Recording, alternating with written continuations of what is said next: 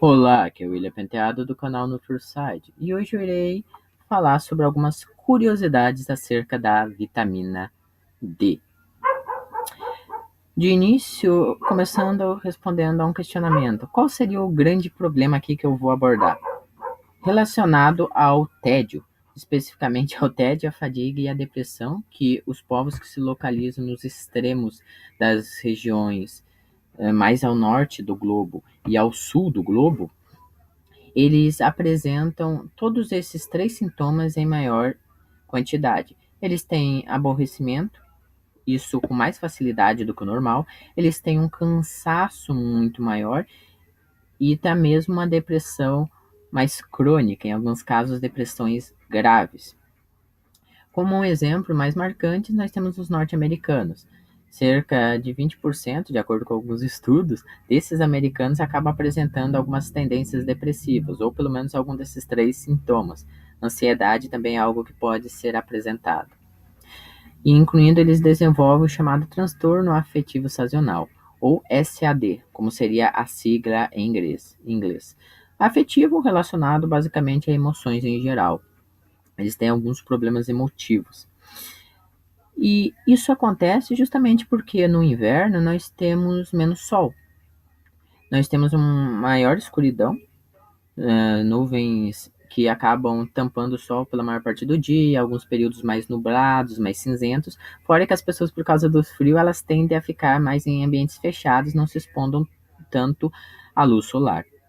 E por causa disso também é uma diminuição da serotonina, que é um neurotransmissor muito importante que regula o humor, o sono, o apetite, seja ele o apetite sexual ou literalmente o apetite por alimentos em geral. Há também a relação da melatonina, porque existe uma certa relação aqui de proporção. Pense assim, quanto mais luz você tem, menos melatonina você tem, ou seja, inversamente proporcional. Mas melatonina quer dizer que tem menos luz solar, e menos luz solar quer dizer que tem mais melatonina. Já se você tem mais escuridão, você também terá maior melatonina, que são diretamente proporcionais. A melatonina ela aumenta em ambientes mais escuros, até para que você possa dormir, afinal esse é o hormônio do sono. Nós temos que há consideravelmente uma redução da vitamina D em um estudo randomizado, ou seja, um estudo aleatório duplo cego para estabelecer relação de causa e consequência. Eles descobriram que a vitamina D, quanto maior a quantidade de vitamina D no seu corpo, menor é os casos de depressão. Então, inversamente proporcional, maior vitamina D, menor casos de depressão, menores casos de depressão. O inverso também é válido, menor de vitamina D, menor quantidade no corpo, maior quantidade de casos de depressão. Prosseguindo, agora a relação vitamina D-cérebro.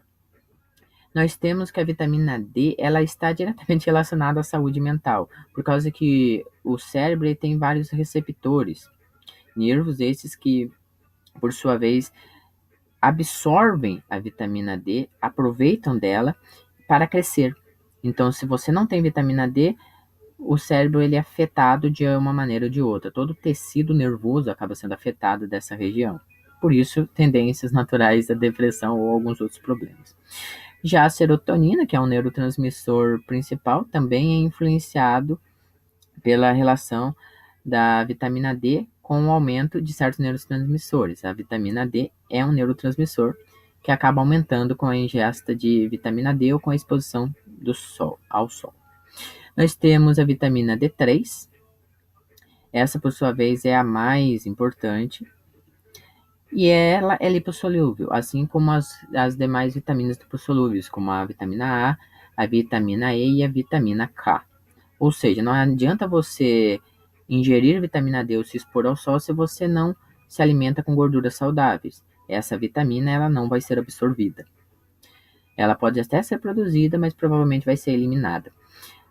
Como elevá-lo? Eu coloquei aqui elevá-lo mesmo, porque a vitamina D, na verdade, ela poderia ser classificada como um hormônio, porque vitaminas, elas não são produzidas pelo corpo, você necessariamente tem que ingerir, são essenciais em si.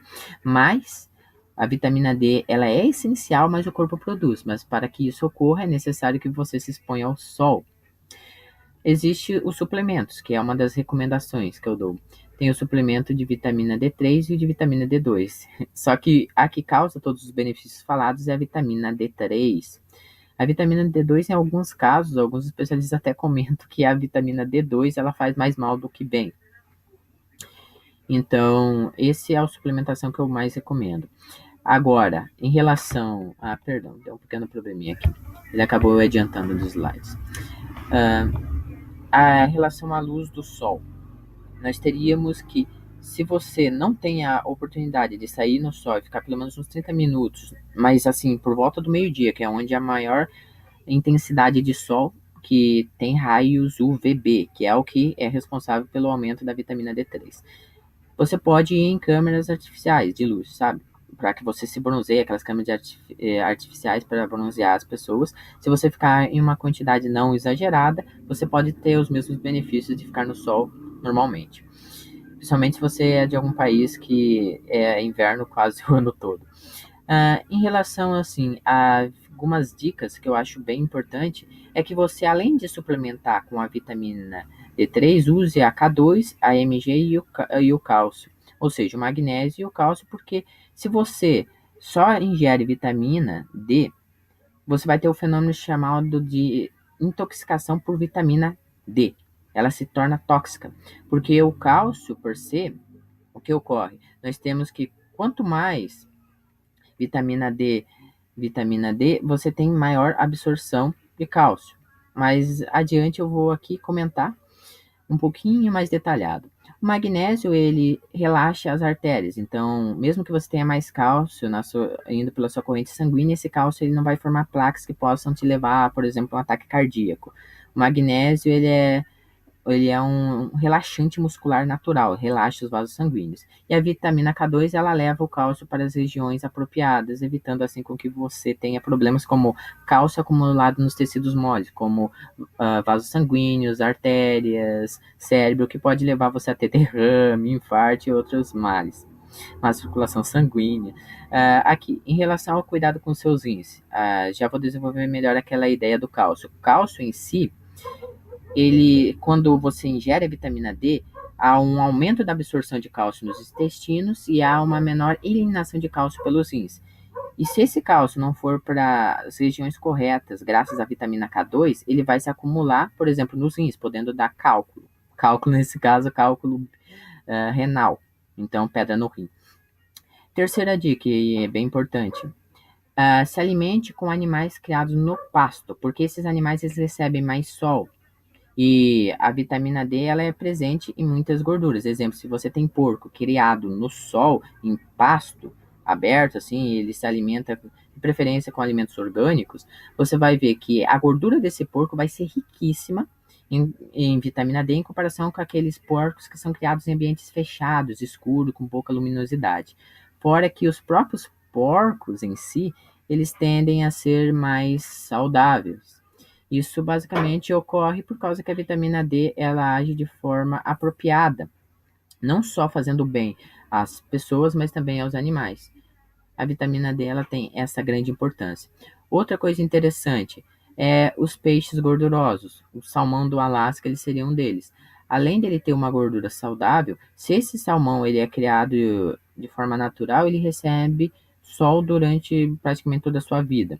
Desta forma, além dele apresentar uma gordura essencial chamada ômega 3, ele também tem na sua gordura uma presença de vitamina D3. Essa vitamina por si só já é benéfica para o cérebro. Fora que o ômega 3 ele também tem uma função essencial se você quer ter uma melhora cognitiva. O nosso cérebro, em grande proporção, ele é formado por gorduras. Em maior parte, cerca de 70%, até mais, é formado por água. E a segunda maior quantidade é gordura. E uma dessas gorduras essenciais é o ômega 3. Lembrando que o Homo sapiens ele evoluiu próximo a rios. Porém, ou seja, ele tinha uma alimentação rica em peixe e em ômega 3. É bem importante lembrar disso se você quer ter o seu cérebro saudável. Bem, agora concluindo, é isso. Tome bastante sol e